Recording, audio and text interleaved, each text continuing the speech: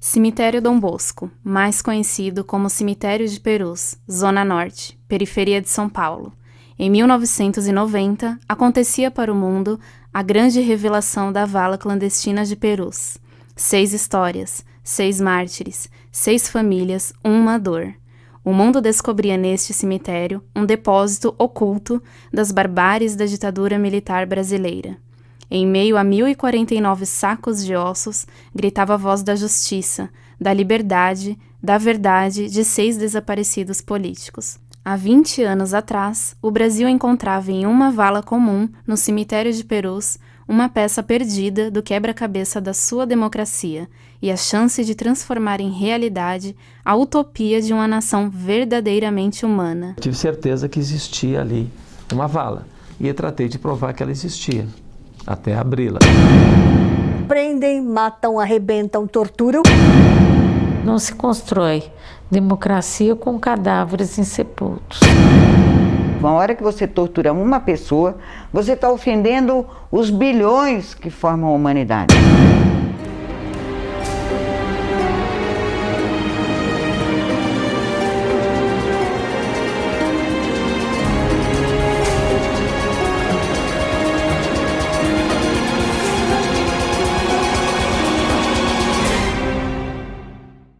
O regime militar ele é alcançado às custas de um golpe de Estado. Nós vivíamos num Estado democrático, havia eleições, quer dizer, as regras do jogo democrático eram seguidas. E, num determinado momento, uma conspiração entre civis e militares, um grupo com uma série de interesses brasileiros e interesses externos também, acaba por dar um golpe de Estado que é ilegal, ilegítimo e, ao contrário, derruba a democracia. E nos custou muito, sociedade civil, ao término desse regime, para que nós lutássemos para reconquistar as liberdades democráticas.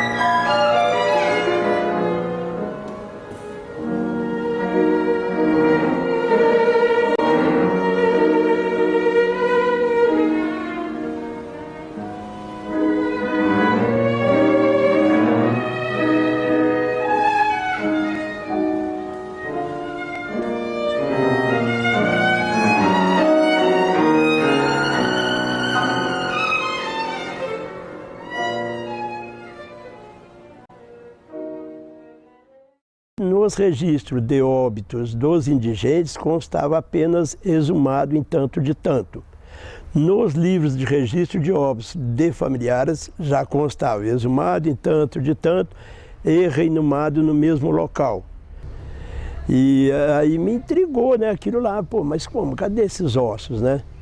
Aí eu perguntando para funcionários, né, mais antigos, foi-me dito que esses ossos eram de indigentes, não tinha onde colocar, precisaria da sepultura para outros indigentes e eles foram colocados numa vala.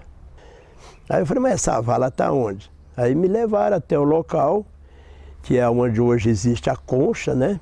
Era beirando um muro, numa área de jardim, uma vala aberta com a retroescavadeira, e ali estavam muitas dezenas de sacos, né, com restos mortais.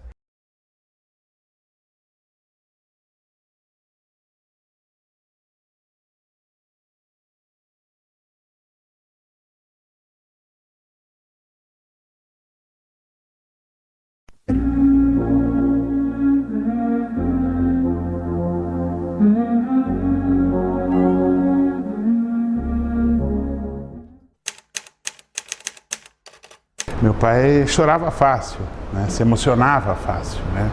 Então era um cara que ele fazia a diferença. As pessoas, amigos, pessoas do bairro onde a gente morou, que eu nasci, as pessoas falam dele até hoje com muito carinho, né? Que assim, era o Seu Seixas, era o cara que ajudava as pessoas, tal. Quando nós chegamos no pátio do DOI-CODE, começou o espancamento, né, que eles fizeram, a minha e meu pai, tinha uma algema ligando meu pulso ao dele. E foi um negócio tão violento que a algema se quebrou, se abriu. E a população começou a gritar dos prédios, parem com isso, parem. Eles deram rajada de metralhadora, vocês não têm nada com isso. Então assim, é uma coisa tão absurda, né, que você não consegue imaginar hoje em dia com os olhos e cabeça de hoje em dia. Era uma ditadura. De acordo com os livros de registro de óbitos do cemitério de Perus, Joaquim Seixas foi enterrado no dia 17 de abril de 1971. Não era verdade, ele ainda estava vivo. Meu pai é morto, anunciada a morte dele, ele ainda estava vivo quando anunciaram a morte dele, e no dia seguinte anunciaram a morte também do Dimas Casimiro, entendeu?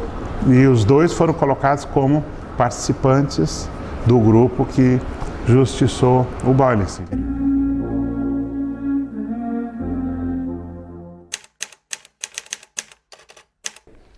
O meu pai, ele morreu durante uma chegada em casa, já tinha um cerco armado para ele. Dimas Antônio Casemiro foi executado, fuzilado, em abril de 1971, em um cerco armado quando chegava em casa, no bairro da Saúde. Jornais divulgaram versão mentirosa de morte em tiroteio com a polícia.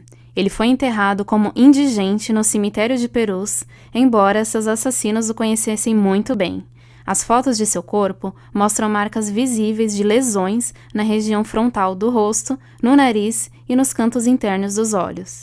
Aos 25 anos, Dimas deixou esposa e um filho de 4 anos de idade.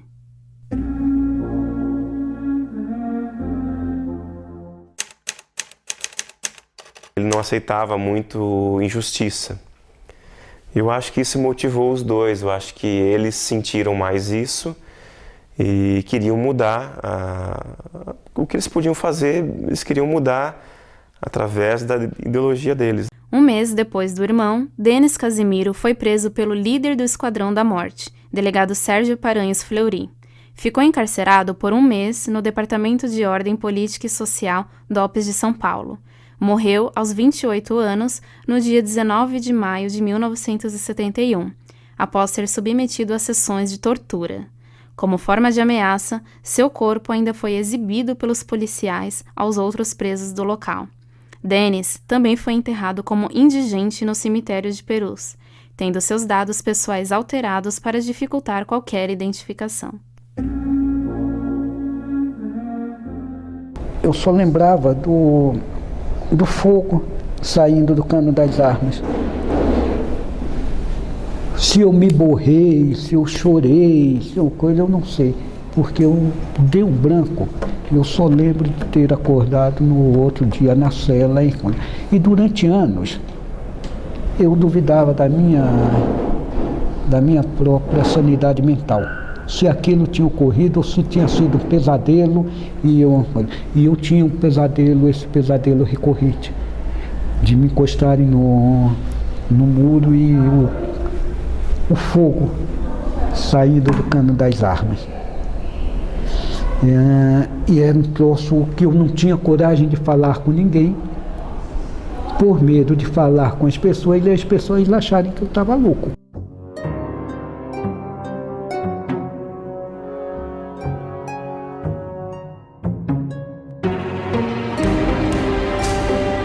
A tortura é uma dor que não passa. Ela marca sua vida para todo e sempre. Você carrega esse estigma, você carrega essa dor. O que a gente faz é conviver com essa história pesada e superar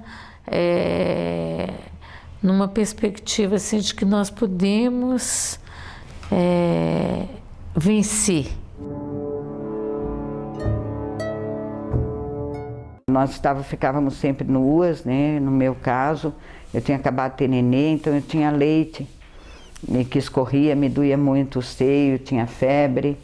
E aí eles eram tarados e um deles dizia que o leite, eu cheirava azedo do leite, não tomava banho, do sangue. Quando a gente tem bebê, aos 40 dias a gente sangra muito. Sem banho, tinha uma pia só e papel higiênico. Então eu cheirava sangue pisado, sangue azedo, leite azedo, suor, dá um suor terrível, era horrível. Então eles me empurravam, me batiam, riam muito porque eu cheirava muito mal. Até que um deles, que era bem mais tarado que os outros, chamava Trali, ele era meio mais velho assim, ele me batia porque escorreu o leite e incomodava ele. Olha que horror. E incomodava na taradice, né? E aí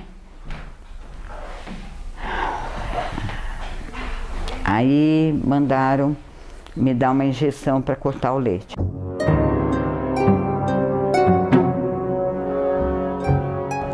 Eu fiquei no pau de arara, fiquei pendurado durante o dia inteiro do dia 16. Choque de 2 máquinas de choque simultaneamente, espancamento, tanto que quebraram a minha vértebra, afogamento.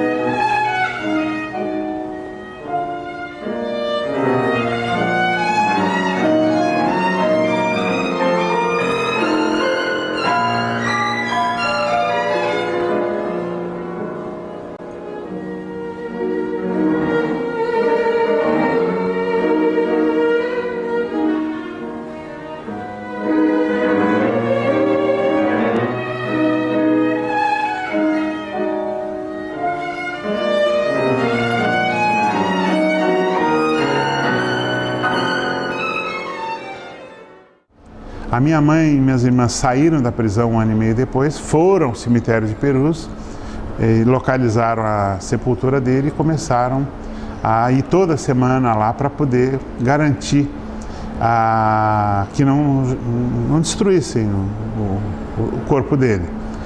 E aí foi quando elas começaram a saber que tinha outras pessoas, onde estava fulano, onde estava Beltrano, que elas foram localizando, que os próprios coveiros diziam que chegou muito torturado, foi enterrado à noite, não deixaram abrir o caixão, essas coisas que os coveiros contavam.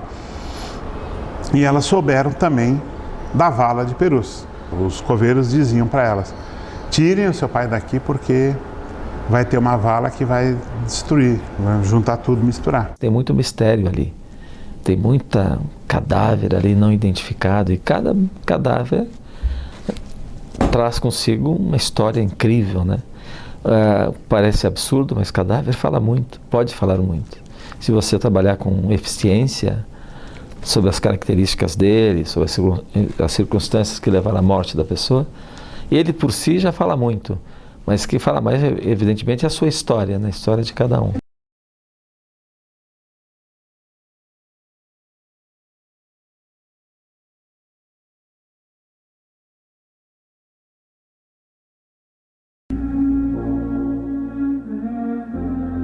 Uma pessoa que não sabe que o seu filho morreu, em que circunstâncias ele morreu, vá convencer uma mãe que esse filho não está vivo. ela permanece até hoje, 30, 40 anos depois, esperando que esse filho um belo dia entre pela porta. Ele vai impedir essa mãe de pensar dessa maneira? Então a existência dessa vala, mesmo com um número não tão grande de desaparecidos políticos, dá um pouco de paz e um pouco de sossego para essas mães. Eu acho que isso é uma coisa fundamental.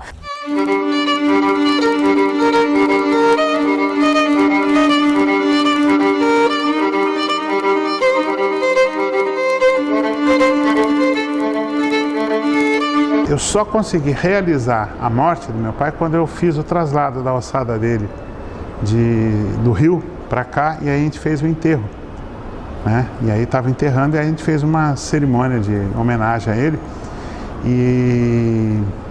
e ali eu pude ter certeza que o meu pai estava morto. Quer dizer, eu sabia, né? Lógico que eu sabia. Mas ali naquele momento que eu pude chorar, por exemplo, e dizer, porra, morreu, né? Porque eu não tinha feito isso ainda, né? Então você imagina um cara que tem um parente desaparecido. Não é assim, morreu e está em algum lugar. Você não sabe se morreu. Eu ouvi dizer que morreu, mas eu não sei se morreu. Tem caso de um companheiro da família de Jales, que nós confirmamos a morte dele, mas não conseguimos localizar o corpo, porque estava no cemitério da cidadezinha lá de Goiás, o Rui Berbert. Aí a gente falou com o pai dele e dissemos, olha, confirmamos, ele morreu, todo mundo reconheceu, sabemos o quê, mas não conseguimos saber onde está o corpo. Aí o pai e a mãe, dona Odília e o seu Rui, assim, tá bom, nós vamos fazer o enterro dele. Aí abriu a porta do quarto, tá aqui, o quarto dele estava montado como se ele estivesse para chegar. Aí pegaram os livros, brinquedos de criança, não sei o que, puseram dentro de um caixão, fizeram um velório na prefeitura. A população, sabendo que não tinha corpo nenhum ali, passou a noite inteira indo lá para fazer a homenagem. Você perguntar para mim assim, ó, o que você preferia, a indenização ou ter teu pai vivo com você? Tá? Se. Vamos colocar o se. Eu sei que o se, né? Eu preferia que ele estivesse vivo, junto comigo, se eu tivesse um pai presente, que eu pudesse aprender, que eu pudesse, como eu sou com meu filho hoje, do que eu receber a indenização do Estado. O direito de morrer e ser sepultado. Presta atenção, porque nós nem esse direito nós não tivemos. Né? Quer dizer, os nossos parentes, os nossos companheiros foram mortos e jogados em qualquer cemitério ou então em qualquer vala comum, como é o caso da Vala de Perus, ou então não sabemos o final, né? o destino desses corpos. Então, isto é impedir da pessoa realizar um sentimento humano, um direito humano de sepultar seus mortos. Após a abertura da vala, as ossadas foram encaminhadas para identificação na Unicamp, Universidade de Campinas. Tempos depois, foram abandonadas pelo legista Fortunato Badam Palhares. Os restos mortais foram encontrados em situação de calamidade, em um chão sujo de lama. Após uma interferência do Ministério Público Federal, legistas do IML, Instituto Médico Legal, e da USP, Universidade de São Paulo, assumiram os trabalhos de identificação. Nenhum avanço aconteceu por parte desses órgãos. O Ministério Público teve que intervir mais uma vez e um laboratório particular, capacitado para a realização de exames de DNA, foi contratado. Hoje, algumas ossadas encontram-se no columbário do cemitério do Araçá, e a responsabilidade pelos trabalhos chegou à Polícia Federal em Brasília, onde o laboratório fará a identificação. Eu tenho dito que eu poderia não ter feito outra coisa como prefeita da cidade de São Paulo. Teria valido ser prefeita de São Paulo para promover aquela ação de governo no sentido de revelar a verdade sobre a vala clandestina de Perus. Hoje no Brasil, nós temos uma carência cidadã muito grande, né? Nós estamos com uma democracia capenga ainda, bastante capenga. Nós não temos uma política de Estado que garanta a memória. Nós não temos uma política de Estado que garanta a verdade. E nós não temos uma política de Estado que garanta a justiça. Então, sem memória, sem verdade, sem justiça, essa sociedade está fadada ao fracasso. Se eu luto pelos desaparecidos, pela localização, é por um motivo só. Eu fui um desaparecido. Eu estive desaparecido durante 8 meses. Eu não existia como preso. Podiam sumir comigo para sempre. Convivi com Edgar e outros que depois sumiram para sempre.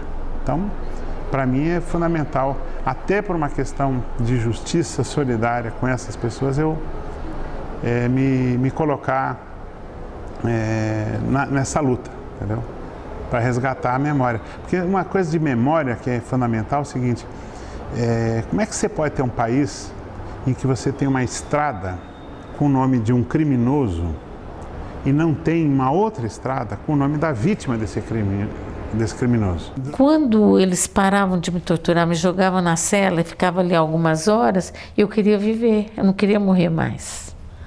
Então eu vivia lutando comigo mesma, entre o morrer e o viver, até que o viver venceu, né?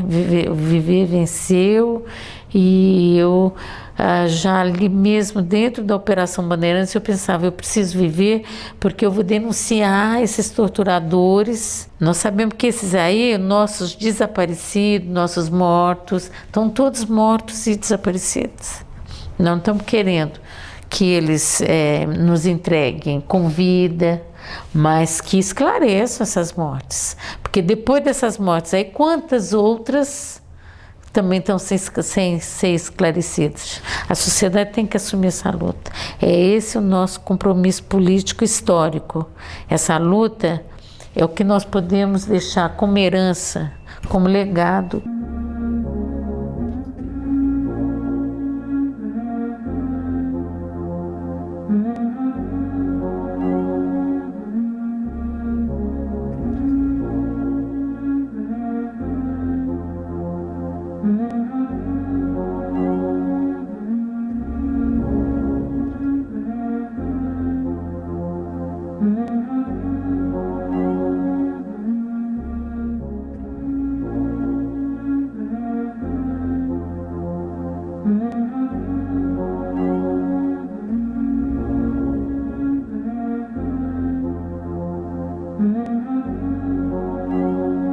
Atualmente, as ossadas suspeitas de pertencerem a Dimas Casemiro encontram-se à espera de respostas em um laboratório em Brasília, sob responsabilidade da Polícia Federal.